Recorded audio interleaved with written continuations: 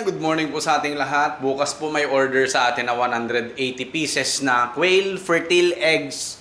And that is 5 pesos each, 900 pesos po, no? So, meron pa po tayong deliver sa Tawag ng 100 pieces, no? 500 pesos 'yan. Tapos yun sa Candelaria, hindi pa nagko-confirm, 400 pieces po na fertile eggs. Okay, mas mahal po yung fertile eggs. Nagtataka kayo kung bakit. Dahil may similya po yan, no? May similya, ibig sabihin kapag in-incubate, ay magiging sisiw, no? Ito po ay all-time offer ko, no? Magbenta ng fertile eggs, no? Kasi puno na itong mga incubator natin. Kesa maibenta natin as stable eggs, tumulong na rin tayo doon sa mga kapwa natin, mga farmer, no? Na gusto magsimula ng quail farming pero low budget, okay? Low budget po. So, yan. And, mga engineer ng DPWH po kukuha dito ng itlog ng pugo. Papasok na lang daw po sila dito sa ano namin. Sa ating tawag dito, sa ating street, no? Para kunin mamaya. Alright? So, yan. Puno na po yung incubator. Ganito po ang gagawin natin, no? Uunahin ko pong magpuno ng incubator ko sa mga fertile eggs na mula doon sa breeders natin. And then, pag napuno na natin yung mga incubator po natin, yung mga quail fertile eggs po is pambenta na. Hanggang makapagpapisa ulit tayo, no? Alagaan yung sisiw, tapos load ulit ng itlog ng pugo sa mga incubator natin. Tapos, the rest ng quail fertile eggs na collection natin araw-araw, pambenta ulit. Ganun po, no? And, yan. Tara. May nangitlog na nga eh. Okay? So, kailangan natin ng 180 pieces sa ngayon, no? Ng fertile eggs po. Ayan. Ang ganda po ng kitaan ng fertile eggs po nito. Kasi alam nyo kung bakit. Mangilan-ngilan pa lang po kami, no, na nagbebenta ng mga fertile eggs po ng itlog ng pugo, no? At ang swerte natin at isa po tayo doon, no, na nauna sa industry rin na ito, no, yung mag-offer ng fertile eggs.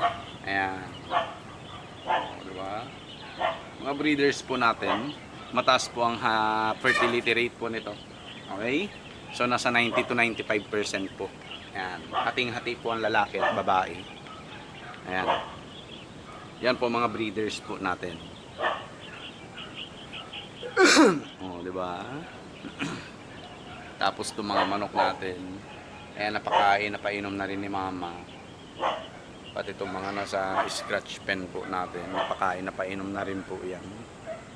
Okay? Alright. So dito tayo magfo-focus po, no, sa quail breeding and propagation. Dahil ito po yung nagbibigay sa atin ng pera talaga. Tingnan nyo po sa 180 pieces na quail fertile eggs, 900 pesos na po agad yun. No? 900 pesos na agad. So sa 300 pieces po na maibebenta nating fertile eggs, may isang sako na sila ng pilmi ko na quail lay eggs. Hindi ko na kailangan kumuha sa savings nila. Di ba? Hindi ko na kailangan kumuha sa savings nila. Baka nga makover pa nila yung pagkain ng mga panabong natin eh. Magkano lang naman. Di ba? So nakakatuwa po, no? Kaya nagpapasalamat po ako sa mga buyers po natin ng table eggs, ng fertile eggs, ng quail meat. Ayan sila engineer. Sila ading ko mamaya pupunta rito at bibili po ng quail meat natin, no? Na bali may 3 packs pa doon, sana may madagdagan pa nila, no, para at least wala na matira dito sa atin. Actually, lahat ng pinapaikot natin dito sa table eggs, ubos na po yung table eggs natin, no? Mga tubo na lang natin 'yan. Yung sa quail meat, tubo na lang din po natin 'yan, yung 8, no? Kung di ako nagkakamalo, 7 o 8, no? Na packs ay tubo na lang din po natin yung mga yun, no? And itong fertile eggs, ito yung mismong mula sa mga breeders po natin, nakakatuwa, no? So unahin na natin yung 180 pieces dahil kukunin bukas, no? Tapos sa Tagakawag, 100 pieces. At saka yung sa Candelaria, hindi pa po nagko-confirm. That is 400 pieces na fertile eggs, 2,000. Ang ganda po ng kitaan. Ang ganda ng kitaan. Tingnan nyo, pagdating ng panahon, yung per day ko sa DepEd, baka quadruple kada araw ang kikitain natin dito sa quail farming. Hopefully po, no? Hopefully. Malaking tulong po sa akin yan para makapag-ipon. Malaking tulong po sa akin yan para makapag-over the counter. Lalong-lalo na sa GSIS po, unahin kong i-over the counter po talaga yan. No? Sa GSIS natin. Mabuti na lang at may online na ngayon, no? Pwede na magbayad online. Uunti-unti natin yan, no? Sa GSIS. Meron pa tayong 4 na taon, 5 taon, no? Kayang-kaya ko yan, no? Kayang-kaya natin yan. Basta't andyan dyan ang Panginoon sa atin. Basta't andyan siya na naniniwala na lumalaban tayo ng patas sa buhay, walang problema. No? Walang problema. Okay? At nakakatuwa lang na maraming tumatangkilik ng ating fertile eggs. Ito po galing na doon, no? May mga laman to. Tatoy na sa labas. Malapit na mapisa po doon yung isang incubator po natin, no? At nakakatuwa po dahil maraming tumatangkilik ng ano natin, ng tawag dyan, mga fertile eggs po, no? At syempre, walang hanggan-hanggan na pasasalamat po sa inyo, no? Na naniniwala sa atin, na magtiwala sa atin, sa mga produkto po natin, no? At hindi ko sisirain po ang inyong tiwala. Alright? So sa ngayon, ang offer na lang po muna natin is fertile eggs po. Sa mga hindi po kaya ang budget na 18K para sa 500 heads na RTL, RTB, meron po tayong offer na mga fertile eggs, 5 pesos each, minimum 100 pieces. Alright? Minimum 100 pieces. Ayan po, ang dami na umu-order. At kailangan natin mag-ipon ng mga fertile eggs po natin para mabigyan natin yung mga customers po natin, no? So, nakakatuwa lang na hinahalukay ko kung saan tayo mas convenient mas kikita At nakikita ko dito sa fertile eggs po. How much more sa day-old chick? Sa RTL, ready to lay. Mas mabilis ang kitaan.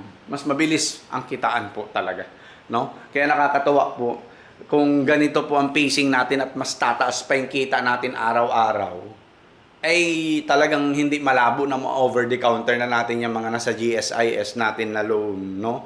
And then pagkatapos ko po sa GSIS loan, isusunod ko na po yung sa PLI ko. Isa lang naman yun Isusunod ko na po yun para at least mapababa yung time, no? Na mag-stay tayo as empleyado, no? Kasi syempre comorbid na ako, no? Marami na apektuhan kapag nagkakasakit ako, 'di ba? Yung iba naman din naman tayo maiintindihan at napag-desisyonan ko na rin na mag-ipon, no? Tapos every now and then mag-over the counter tayo para okay na, no? At nakakatuwa kasi yung kinikita natin dito araw-araw patas na sa mismong per day natin, no? As empleyado. Yes po, patas na po talaga. Merong time na sumubra pa, no? Magmula nung nag-quail farming business po tayo, no? Ang sarap. No, sarap talaga. Okay? So, hindi natin papabayaan to. Magpaparami tayo ng mga breeders, magpaparami tayo ng layers, magbebenta tayo ng day-old chick, magbebenta tayo ng RTL, RTB. Hintayin nyo po yan, no? Hintayin nyo po yan. Nagpaparami pa lang po ako. At mag-o-offer din tayo ng DOC at saka RTL, RTB. Wag po kayo mag-alala. Pero for the meantime, ayan po, no? Mga fertile eggs po ang ating benta. And hindi naman tayo nagkamali. Ang dami pong gustong bumili. Ang dami bibili. Hindi gustong bumili. Ang dami bibili. Bukas po may 180 pieces. Sa Kawag po may 100 pieces. Tapos sa Candelaria may 400 pieces na fertile eggs. No? So ilan lahat yan? No? I-times 5 nyo po yan kasi 5 pesos each ang ating fertile eggs po. No? So nakakatuwa lang, nakakatuwa. Ayan, no? no? So ganun po, pagkapisa po nitong tatlong batch natin, load ulit, priority natin mag-load sa incubator. Tapos pag puno na ulit ng mga incubators natin, lahat ng mga fertile eggs po natin ay for sale ulit. For sale ulit siya, no? Para at least kumikita tayo and at the same time nakakatulong tayo dun sa mga kapwa natin farmers na wala namang malaking budget para magsimula sa DOC, RTL, RTV. Mas mahal kasi, no? At target din natin yan na mag-offer talaga ng mga DOC, RTL, RTV natin, no? Okay? So, yun lang po. God bless po sa ating lahat. Naway pagpalain po tayo mga lumalaban ng patas sa buhay. God bless po and good morning.